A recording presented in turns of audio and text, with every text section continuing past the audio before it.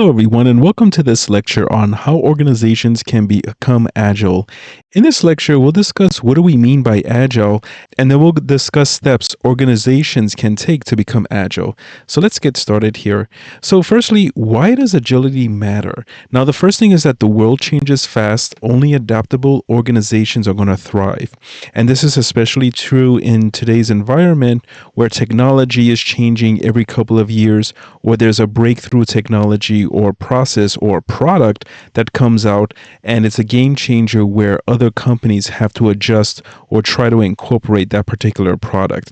So you want to be in a position where you can adapt very quickly, and Agile can help you get there. Now, the thing with Agile is that it's not just leverage in IT departments or to complete projects. Agility is a mindset, it's a culture, and it's an operating model. It's not just Scrum, it's a mindset where we cannot stay with the same mindset or process for many, many years going forward into the future. You have to be able to change and adjust based on the times. Now, next, some of the characteristics of agile organizations, they respond quickly to market shifts. An example is when the Apple iWatch came out, you had organizations that wanted to be the first people to have their apps on the Apple iWatch a few years ago. So that response to change is very quick, and strategies can change very quickly there. And also here, teams need to be empowered to deliver value faster. It's one thing to have a wish list of strategy and to expect everyone to just get it done. But no, teams need to be empowered so they can deliver that value faster to senior management so that the strategy gets executed here. And then also, agile organizations foster innovation through feedback and learning. Remember, agile organizations leverage retrospectives. You can't just continue with the same process during execution or during strategic management.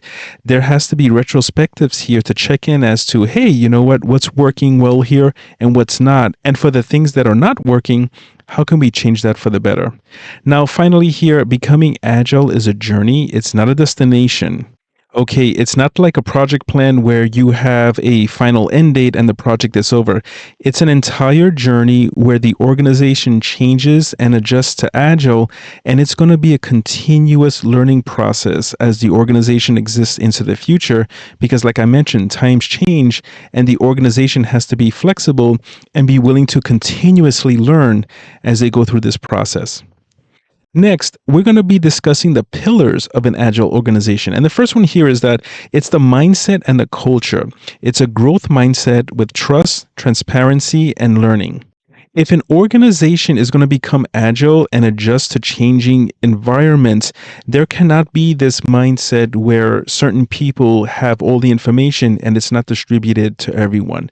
There has to be a mindset of teamwork and trust, and there has to be also processes in place where conflicts can be managed and even discussions encouraged. So, in that way, various opinions can be presented and the organization more successful. Then there's the team structure here.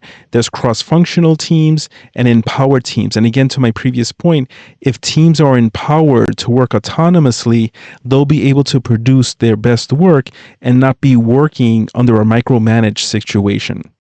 Now, next here, in regards to the processes, there has to be short cycles and opportunities here for feedback loops and continuous improvement, because this serves kind of like a retrospective where you're trying to see how the current process can get better and how we can sharpen this process. And you want to have this happening in short cycles, almost similar to like an IT project where there's a sprint completed every 2 weeks in an agile environment. It's going to be the same here. Every time frame or period, reevaluate the strategy in the organization and see if it's on track to be implemented and see what improvements can be made in those processes. Now, the technologies being used in this process has to be flexible, scalable, and automated. You don't want to be in a situation where the technology is actually hindering you and the organization.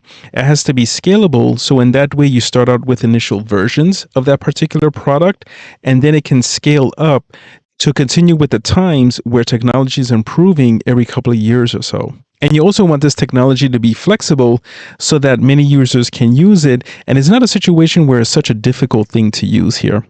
Finally, here, leadership is very important. The mindset has to change here where managers are controlling and being taskmasters, and it has to go into a mindset where people are coaches who empower their teams. There's going to be times where there's mistakes made, and teams have to learn from those mistakes and be coached how to do better.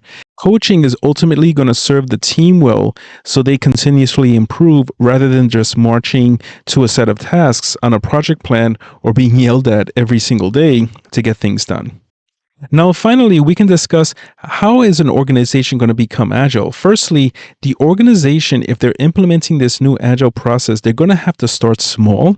Maybe a good idea is to pilot with one agile team on a one project, or it could be like one business unit practicing these agile processes. Now, remember, this is not just on the technology side, this is from the business process side. So you can start there with one element, a business unit or a project, and see how that works out and see how it scales to other business units or projects. And then the next item here is to build an agile playbook.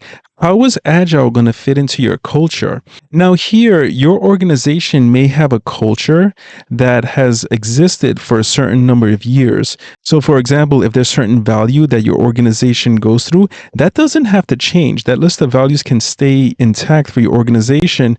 But how is agile going to fit into that framework to ensure that your organization is still meeting those values? So, that's something that you have to think about here. Now, the other way to become agile is to scale iteratively. You don't want to do this all in one big shot. You want to expand what works and what doesn't. During this project of scaling out agile in the organization, there may be situations where it can fail in some areas, and that's fine. It's okay if that fails. And again, you have to lean on the retrospectives to find out what exactly went wrong and how that situation can be improved. And then you continue to scale iteratively from that perspective. Next, the people have to be developed. Situations where there's training, coaching, and teams being empowered, especially if the organization offers agile training, both from the perspective of executing projects, but then also managers who can become agile leaders. And that would be great if that type of training is available here. And then finally, to the last point, continuous improvement is very critical because here, this is a process where there's inspection, adaptation, and wins are celebrated. And this is especially true in retrospectives where opportunities for improvement are identified, but it doesn't just have to be that. Those situations can be also where the team celebrates wins. And the team definitely should celebrate wins because that definitely builds morale. So that's going to do it for this lecture. Thanks for watching.